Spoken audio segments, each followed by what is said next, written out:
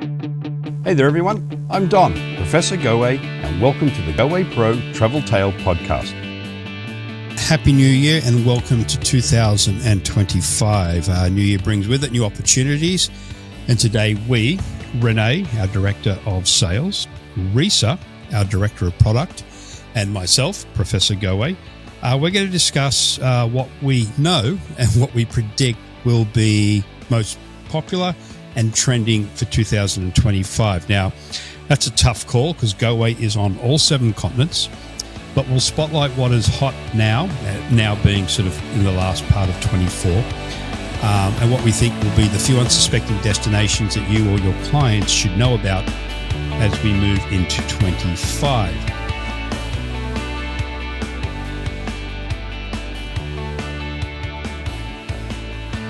Travel far and travel often.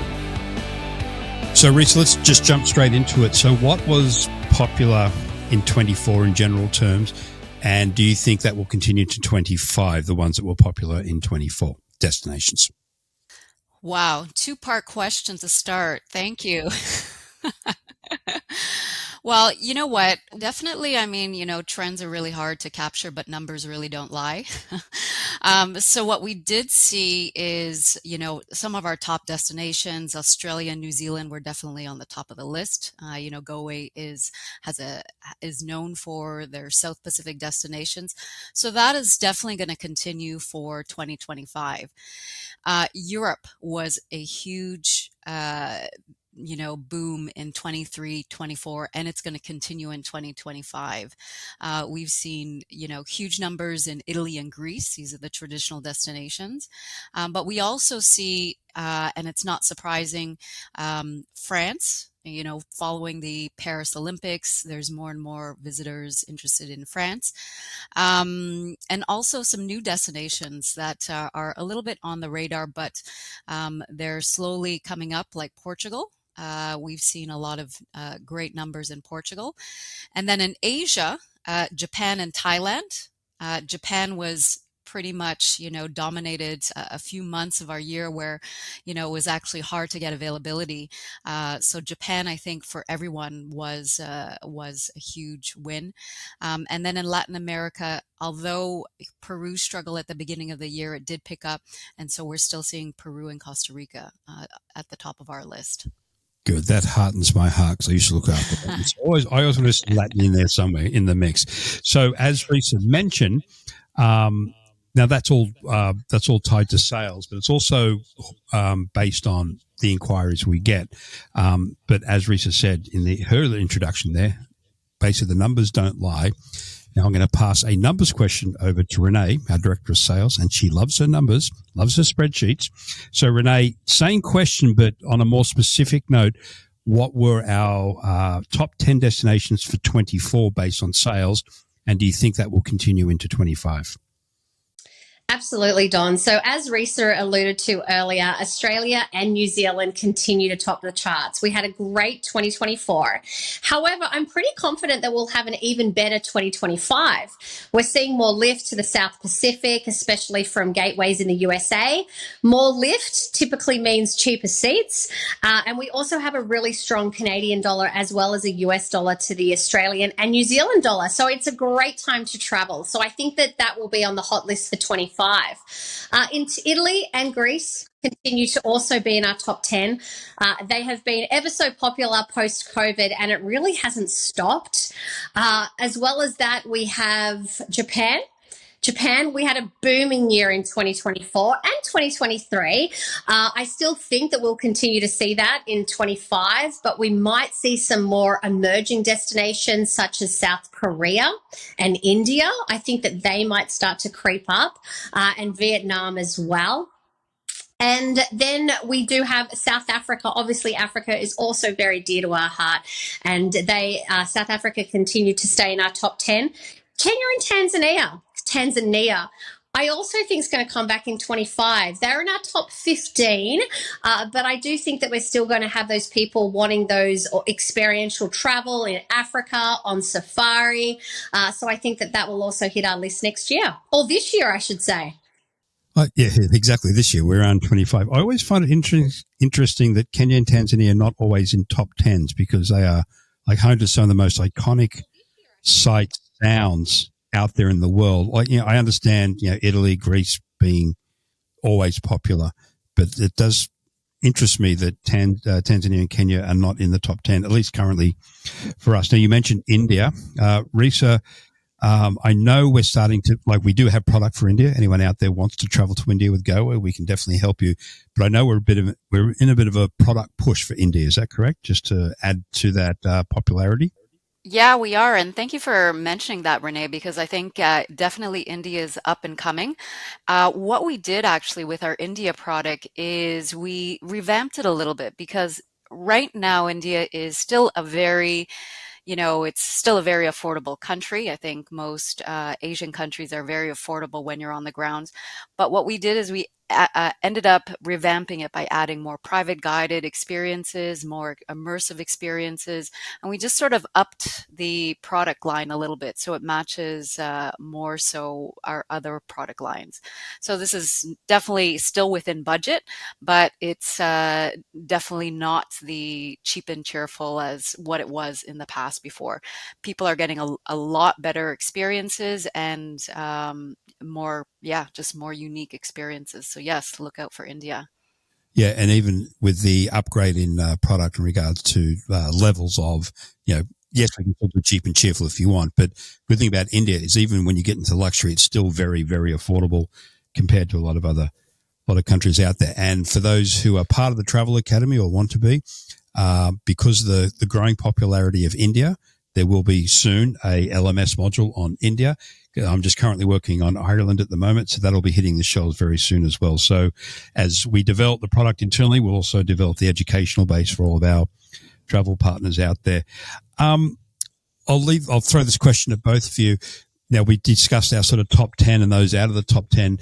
Outside of those ones, which countries do you think might surprise us and maybe surprise people out there that you think will be popular for 25? Let's go with Reesa first. Yeah, I'll take. You know what? I think Renee, you have mentioned it, or we had talked about it in the past, but I think Vietnam you had mentioned as one of the destinations that are off the beaten path. We definitely see that one as growing. In other areas, I know that this is one of the favorite destinations for our Asia product managers, Bhutan, in the Himalayas, Albania, part of the Balkan region, that whole area in the Balkans region, Serbia, Montenegro, Albania is growing. Namibia is also growing as well, or I think is sort of a hidden gem in South Africa. Okay, Renee, you were going to jump in there and I cut you off. So do you concur with Reesa, or have you got a few more you want to throw in? Absolutely. Reese's spot on. The only other destination that comes off the top of my head would be South Korea. Obviously, we've saw so much popularity in Japan, and I think that South Korea is going to be that next one. Great for culinary and K-pop. We're finding that children are telling their parents they want to go to South Korea. Yeah. It happened a lot with Japan, with anime, and I think we're going to start to see that and the whole gaming kind of travel, which is a really new, interesting concept.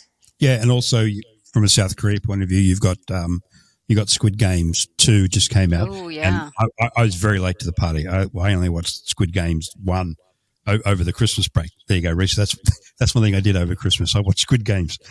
So there's that popularity as well. And to your point, I did I think it was a webinar with the South Korea Tourism Board, and K-pop was and is a very popular pool for people looking for a destination. I'm going to throw in a Latin destination, which it probably won't gain popularity, but it's worth considering. It's Guyana. And I've just finished a podcast with our ground operator there, which will be coming out in about 4 or 5 weeks from this particular podcast. And I knew a bit about it, but speaking to Tony, amazing destination as well for up and comers in the Latin world. So on that point, Reesa, what type of travel styles do you think will become or are becoming more popular? Like, we've talked destinations. Let's talk about ways to travel within any destination. Yeah, I think that again, this is, Renee, you hit upon some of the sort of trending areas like gaming is popular culture like TV shows. I also think multi-generational travel is now more than ever. I think post-COVID especially. You see a lot of multi-generational families traveling together, the grandparents, the parents, grandchildren, great-grandchildren. More and more we see this because we're getting requested for, double rooms or connecting rooms or things like that. So I think multi-generational travel is definitely on a trend that's going to continue for 2025. One sort of trendy sort of area is noctourism. I don't know if you guys have heard about that. It's unique nighttime travel, like No, stargazing. never heard of that term anyway. Yeah, it's Yeah. it's a new one that I mean, I don't think it's gonna, blow us out of the water in terms of sales, but it's trending, similar to, culinary travel or, sports travel or things like that. So, Renee, when you're at the travel shows, and you do attend a lot of our shows in partnership with our account managers who are out and about continuously, are you being asked about certain ways to travel? As in an agent company that says, "Can Goway do this type of travel, be it art and culture or experiential type of travel ideas?" Are you getting hit with those questions? Absolutely. I feel that it's almost taken over more so than people asking for destinations per se. So they're coming to us with these different travel trends and asking, do we accommodate single solo women or multi-generational families? A huge trend in 2024 was group travel as well, anything of 10 or more. In fact, I think our groups department moved over 600 groups, which is huge in 2024. And we're already seeing those numbers increase for 2025. So I do think it's very popular to come to Goway with questions regarding trends, wellness as well. People just wanting to stay longer in destination and feel more connected rather than going to those usual 10 countries in 1 week type situation that we've seen in the past. So I do think it's popular, Don, and I think people really want to live their passions overseas. They want to, if they're into photography or wildlife or whatever it may be, they want to incorporate that into their trip. And they're going to their travel advisors and saying, where can I do photography overseas? What destinations would you recommend? Right. Now, we will touch on wellness in a minute, but something that you brought up in a meeting the other day, Renee, was a term like everyone got used to staycations due to COVID, and then also budgets will often push people to a staycation. You mentioned the term workcation. So can you expand on that? Because I've not heard that term either. No problem, or leisure travel, whichever way you want to look at it. Yeah, I mean, what we're seeing, and a study was recently done in the US that 72% of respondents were going to combine business travel with leisure travel, hence pleasure, in 2025. So, I mean, we all travel, everyone does in the industry quite a bit. So, why not tap on some leisure travel to that business trip? So, I think it would be remiss for anyone not to talk to their clients that are traveling for business as well, to see if there's an opportunity to incorporate some leisure travel onto that trip as well. Yeah, and I must admit, I do that. I have we go to Mexico, my family and I, annually at least, and I'll often do exactly that. Take a week of just sitting on the balcony staring at the sun, and the other week doing that, but while working. So yeah, that's a very good. Again, I've not heard that term, workations, which makes perfect sense. Opposite of staycations. So on the wellness subject now, Reesa, this is something that you've been on behalf of the company spearheading for the last little bit in behind the scenes, pushing the wellness. Now, we've always had wellness, but we've never really had it at the top of our list, so to speak. But we have seen a desire for more wellness style travel. So can you expand on that from the Goway world? Yeah, and it's a great segue from Renee's bleisure, because I've heard you say that, Renee, before, but in my mind I'm thinking, what is this term again? So thank you for clarifying it. And business pleasure. So I think wellness, and I'll talk a little bit about wellness and then go into sort of what Goway is offering in terms of a wellness travel program. But yeah, I think it's gaining traction. The term itself is in our everyday language. I don't know when they publish those dictionaries, but I'm sure if it's not there, it's going to be published soon. But yeah, when we talk about wellness, it's just a balanced, healthy lifestyle, and that includes physically, mentally, emotionally, and spiritually.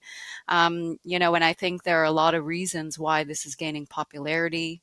Post COVID, everybody was sort of confined to their small spaces. And when you're confined to a small space and with not a lot of people around you, you have a lot of time to think. um, and I think people and companies now are really reorganizing their lives and their businesses around, the better health of employees and of individual people themselves. So yes, I mean it's definitely up and coming. And in terms of travel, we did dabble in it. Again, it's such a moving term right now that it's really hard to define. But we did dabble in it, offering some long stay packages in more of the wellness spa retreats. But now we have a few more packages we developed over the last year in the beginning. Well, I mean, coming out of this year. And yeah, they're a little bit more robust. So they include, different things, activities like cooking classes, yoga, Pilates. It includes hiking, being in nature, learning new activities, hand weaving, coffee making. So anything that really stimulates the mind and body and really get us out of our sort of automatic drive that we're on 24/7. So Yeah, yeah, I mean, I'm yeah, and really excited about this. and I think that's important on the definition of the word wellness. 'Cause I think we were at a meeting or something, Reesa, and we were talking about basically what the definition is, and people brought up that wellness for me isn't a spa treatment. Wellness for me is doing a trek through the forest or something like that. So to your point, it's cleansing or easing, whatever word you want to use there, the mind, and that can be anything from a spa treatment or a yoga session through to maybe trekking or even riding a bike somewhere through the countryside. Now, on that, that's also a nice sort of segue to a term that we use here at Goway as it's becoming more and more popular. Back to I think Renee mentioned it when she was talking about workations. Is the linger longer? Take a bit more time in a area and or country versus trying to cram too much into a short space of time. So, do you both agree that we're seeing a much higher trend and request for that type of travel? It's not style; it's more of basically the way the itinerary is constructed. Linger longer.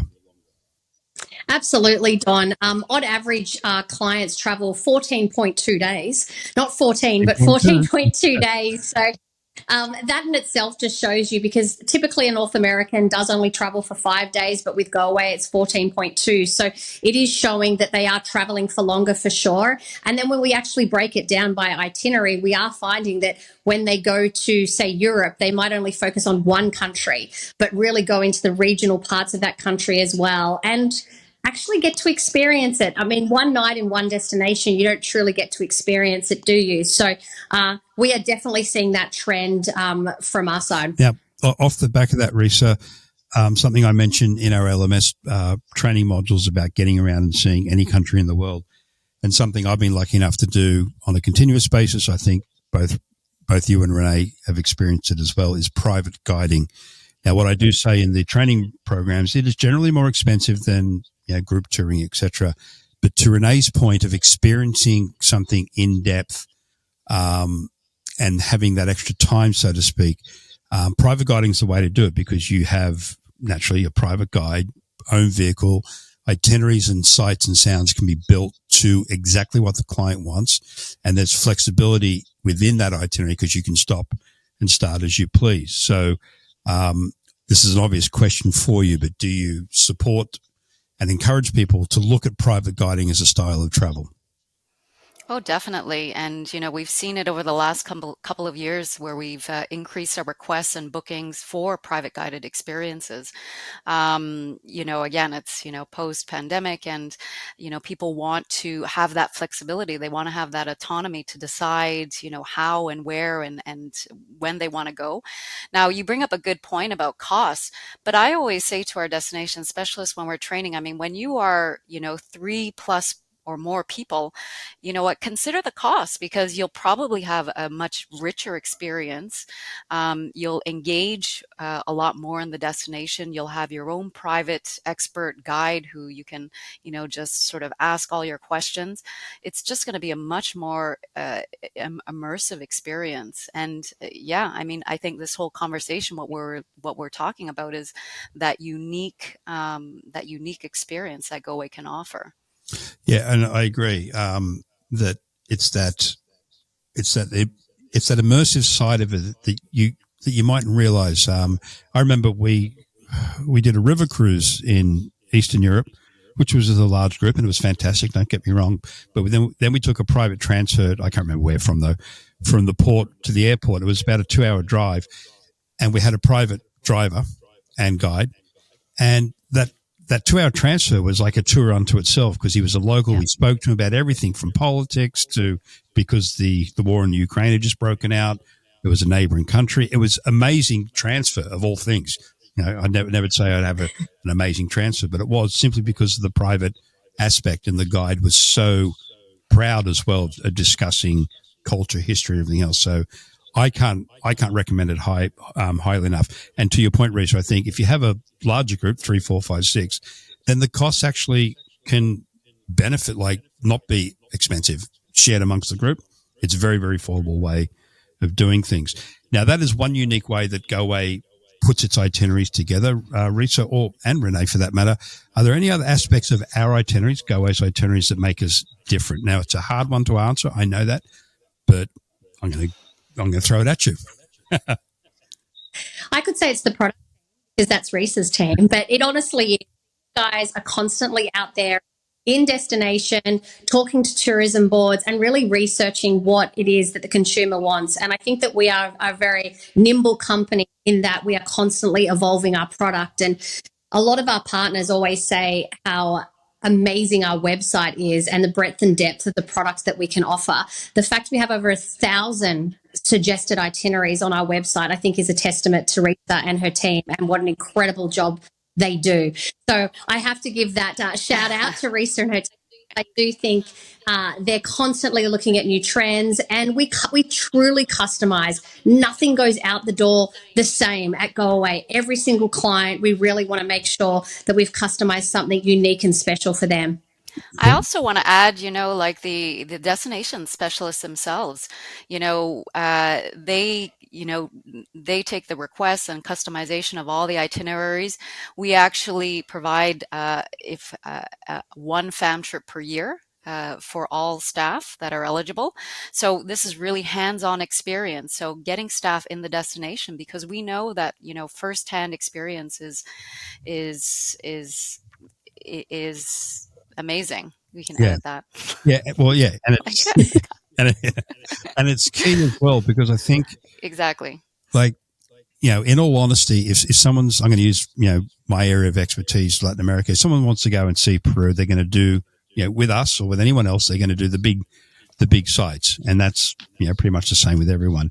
But it's the little attention to detail that the girls have just mentioned, and that local knowledge where it changes it a little bit, in that we know the best or a really cool restaurant because we've just been there and seen it, or our local offices are, introducing a new product.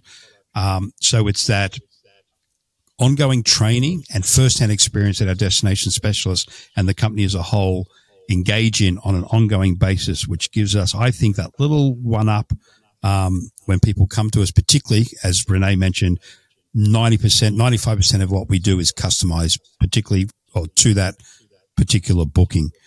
Now, I just did an interview talking to our partners in Bavaria, and one of my questions was, is Bavaria in summertime less crowded than some of the other big cities of Europe? the answer was generally not really, because it's as popular as anywhere else.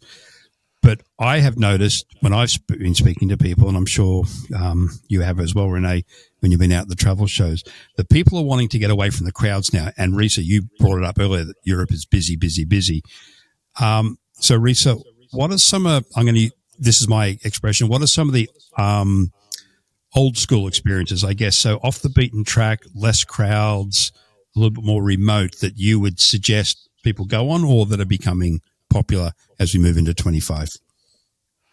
So I guess in terms of destinations, there's, how I look at things, it really is, how you go into the destination. I can go into Italy and have, an immersive experience full of crowds and, definitely in the middle of Rome. But I think in every country, there are areas where you can find, you can get away from the crowds. Right. But some of the bigger destinations, I think that, to avoid the crowds or you can also combine this with emerging destinations. We do have quite a few of them. And I did take a small list here that I'll read off. In Europe, I have Slovenia. If some of you don't know where Slovenia is, it's just north of Croatia, just east of Italy. It's a very tiny country that's full of nature and culinary. There's other areas that I mentioned before, like Bhutan and the Himalayas. Laos is a great combination. So you can combine like perhaps a busy Vietnam trip with Laos and Cambodia. So you can get that mix of, avoiding the crowds without, feeling that you're completely Missing out. you're missing out. And I'll throw one at you that I recently learned is in Nicaragua. In Central America, in the colonial city of Granada, I learned there's like these little islands that are just off the coast that little boats go to. So, there's a lot of exciting destinations. Even what we consider busy destinations where we can find less tourist. Right. So I guess the point there would be, yes, there are countries which will take you away from crowds, but there's again, as Reesa said, don't shy away from the big and the famous, but when you're there, get off or get away from the Romes and the Parises, which you would do, obviously, particularly on a first-time trip, because there's so much more to France or Italy, et cetera, et cetera. And again, back to our destination specialist knowledge, they know where to get you to have an amazing, authentic, immersive experience, but maybe getting away from some of the bigger crowds and the hustle and bustles. So on that emerging destination question, Reesa, are there any brand new countries that Goway is looking at introducing in 25 or the near future?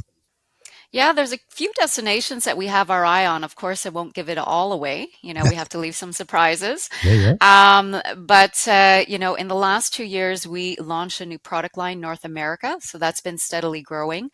One of the big things in United States are road trips. And so we've revamped our sort of road trip, actually in all of our destinations, but in particular in North America, road trips. I think 50% of our itineraries are road trips. So it's very easy to get around. And we've made them more inclusive. So, more premium accommodations, inclusions of excursions, exciting excursions, going from, Arizona, Colorado, California, the desert, Route 66. So we have a huge amount of product that's just launched there. Then we have Greenland. So an exciting new destination. So it's actually it's situated geographically in North America, but it is part of Europe, or considered part of Europe, actually part of the Kingdom of Denmark. So that's a new destination. I think it's a unique destination that we're going to be excited about. Samoa. We had a small program, I think, before. We're revamping it. Tenerife. So I recently visited Tenerife last year, which is a mix of, European Spain and the Caribbean. So it's an interesting destination, very popular for Europeans, but now with the new flights, it's coming for North America. And yeah, I think that there's some more to come, but maybe we'll wait for the next podcast. Okay, so there you go. So we have some existing, which are getting more of a spotlight happening on North America.